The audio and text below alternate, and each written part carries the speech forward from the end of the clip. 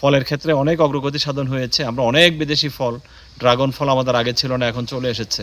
এ জাতীয় এখন অনেক ফল, বিদেশি ফল বাংলাদেশে চাষাবাদ হচ্ছে। সেখানে একটি নতুন সংযোজন হতে পারে এই ব্লুবেরি। নভেম্বর, ডিসেম্বর থেকে শুরু করে মার্চ, এপ্রিল পর্যন্ত যে শীতের সময়টা, অথবা এপ্রিল, মে, জুন পর্যন্ত কিন্তু তারা ফলটা পেয়ে থাকে। এটা শীত পছন্দ করে, মানে উইন্টার লাভিং। সেজন্য আমরা উত্তরবঙ্গের যেসব জায়গায় একটু বেশি লম্বা সময় ধরে শীত পড়ে, সেই জায়গাগুলোতে আমরা এই কন্ট্রোল কন্ডিশনে আমরা আগে R&D করে আমরা গবেষণা করে দেখতে হবে যে আমাদের ওখানে বেয়ারিংটা কেমন, ফলনটা কেমন। আমাদের কিন্তু অক্টোবর, নভেম্বর, ডিসেম্বর, জানুয়ারি, ফেব্রুয়ারি এই সময় তেমন কোনো ফল থাকে না।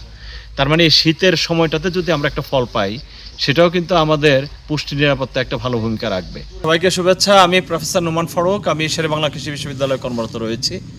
আমরা আজকে এটা কুমিংয়ের একটি বড় ব্লুবেরি ফার্মে আমরা এসেছি।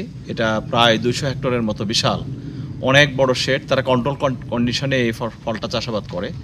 আমরা জানি ব্লুবেরি একটা ইউরোপিয়ান ঠান্ডা প্রধান দেশের ফসল, কিন্তু এখানে আমরা দেখতে পাচ্ছি যে ওনারা চমৎকারভাবে কিন্তু এই ফসলটা ফলাচ্ছেন, এবং সেটা আমরা দেখি যে তাদের একটা ম্যানেজমেন্ট রয়েছে, ফার্টিলাইজার ম্যানেজমেন্ট, এবং সেটা এনশিওর করে এবং ভালো বেয়ারিং কিন্তু আমরা দেখি একবার গাছের গোড়া থেকে আগা পর্যন্ত।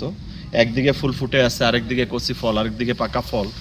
এবং তারা এখানে সাধারণত নভেম্বর, ডিসেম্বর থেকে শুরু করে মার্চ, এপ্রিল পর্যন্ত যে শীতের সময়টা, অথবা এপ্রিল, মে, জুন পর্যন্ত কিন্তু তারা ফলটা পেয়ে থাকে। এবং এটা একটা স্বপরাগী, সেলফ পলিনেশন এখানে হয়।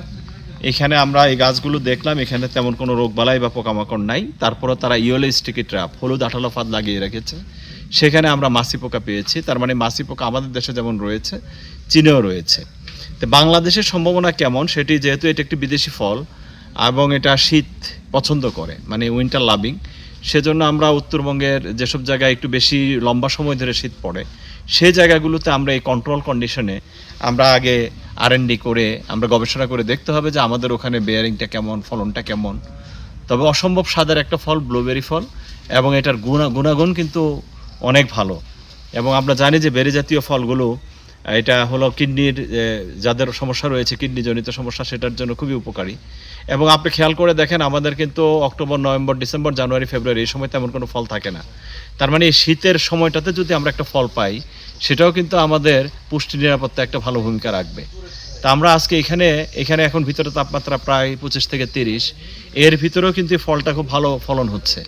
তার মানে আমরা ট্রপিক্যাল ফল হিসেবে বাংলাদেশে এটা ট্রায়াল দিয়ে দেখতে পারি। কিন্তু ওনারা, এখানকার যারা গবেষক রয়েছেন, তাদের সাথে কথা বলে আমরা যেটা বুঝতে পারলাম যে এটার ম্যানেজমেন্ট টেকনোলজিটা একটু ফলো করতে হয়। তাদের নিজস্ব কিছু টেকনোলজি রয়েছে, সেখানে খাদ্য উপাদান, পুষ্টি উপাদান এবং ইন্টারনাল ম্যানেজমেন্ট, সেই প্রযুক্তিগুলো যদি আমরা আয়ত্ত করতে পারি এবং এভাবে কন্ট্রোল কন্ডিশনে চাষাবাদ করতে পারি, তাহলে এটা বেশ লাভজনক এবং এটার ফলনও অনেক বেশি। ফলের ক্ষেত্রে অনেক অগ্রগতি সাধন হয়েছে। আমরা অনেক বিদেশি ফল, ড্রাগন ফল আমাদের আগে ছিল না, এখন চলে এসেছে। এ জাতীয় এখন অনেক ফল, বিদেশি ফল বাংলাদেশে চাষাবাদ হচ্ছে। সেখানে একটি নতুন সংযোজন হতে পারে এই ব্লুবেরি ফল। এবং এটা কিন্তু খুব বড় গাছ না, গাছের উচ্চতা 3 থেকে 4 ফিট ম্যাক্সিমাম, খুব ছোট গাছ। ম্যানেজমেন্ট করা সহজ, পরিচর্যা করা সহজ, এবং শুধু যদি আমরা প্রযুক্তিটা নিতে পারি এবং এই জাতগুলো আমরা আমাদের দেশে ট্রায়াল দিয়ে দেখতে পারি, সেটা যদি আমাদের দেশে লাকসই হয়, তাহলে আমাদের ওই এলাকাগুলোর, এই প্রত্যন্ত এলাকারগুলো মানুষের জীবনমান উন্নয়নেও এটা একটা ভালো ভূমিকা রাখতে পারে। আমরা এই নতুন নতুন প্রযুক্তিগুলো দেখার জন্য চায়নাতে এসেছি একটি স্টাডি ভিজিটে। আমরা আশা করি আমাদের এই যাত্রাটা সফল হবে।